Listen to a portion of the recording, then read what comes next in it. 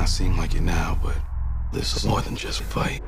While Creed 2 continues boxer Adonis Creed's fight to establish his own identity, the sequel ironically falls victim to the very lesson he has to learn. The only way to live up to a legacy is to create your own. Sadly, Creed 2 just doesn't do that.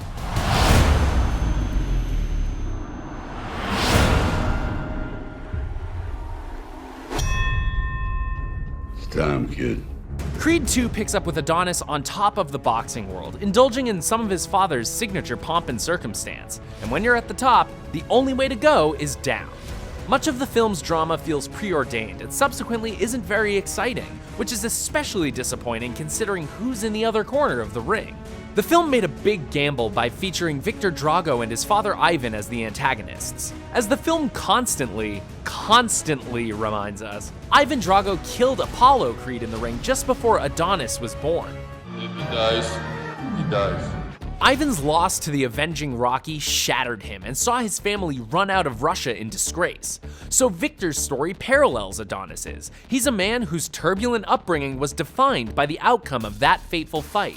There was opportunity there to make Victor a compelling foil to Adonis, but the film doesn't let us get to know Victor or what he wants, so he really isn't that interesting. The elder Drago doesn't fare much better.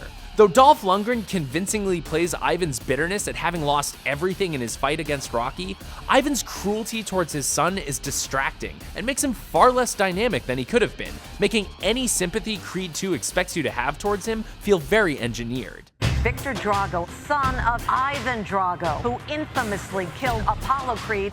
While the Dragos disappoint as villains, the central trio of Adonis, Rocky, and Bianca are still easy to invest in and carry Creed 2 through its shakier parts.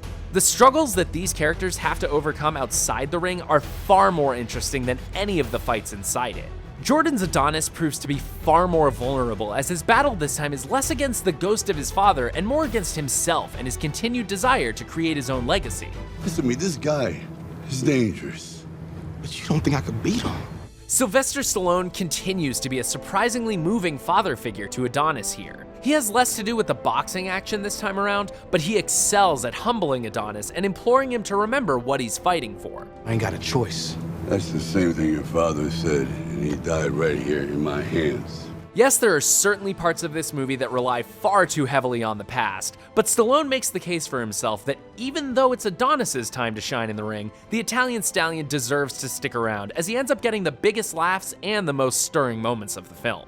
In the ring, you got rules. Outside, we got nothing. Tessa Thompson continues to shine as Bianca, keeping Adonis's growing ego in check while exhibiting perhaps as much bravery as her partner while fighting her own battles. Adonis's relationships with Rocky and Bianca keep the film grounded, and in a lot of ways are the only thing keeping Creed 2 on the rails. We want Adonis to win largely because it would hurt too much to see the pain he's put Rocky and Bianca through be for nothing. It's like nothing really matters to him right now, including me.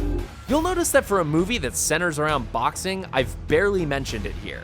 That's because the fights in this movie are deeply forgettable. Not just because Creed's opponent is a bland and vague character, but because the straightforward cinematography that Stephen Caple Jr. employs in these scenes just doesn't have any of the vivacity of the previous film.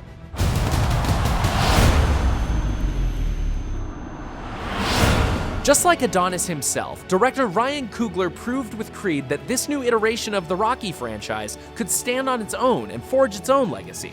Creed 2, however, can't seem to let the past go, abandoning the exciting new path blazed by Coogler in favor of evoking what's come before, with undeniably diminished results. Die-hard fans of the franchise will probably enjoy this grudge match, but for those that discovered it through the 2015 film and go in expecting something just as weighty, well, you've got a 10 count to beat, and something tells me the disappointment of seeing all the flashes of what this movie could have been is gonna keep you on the mat.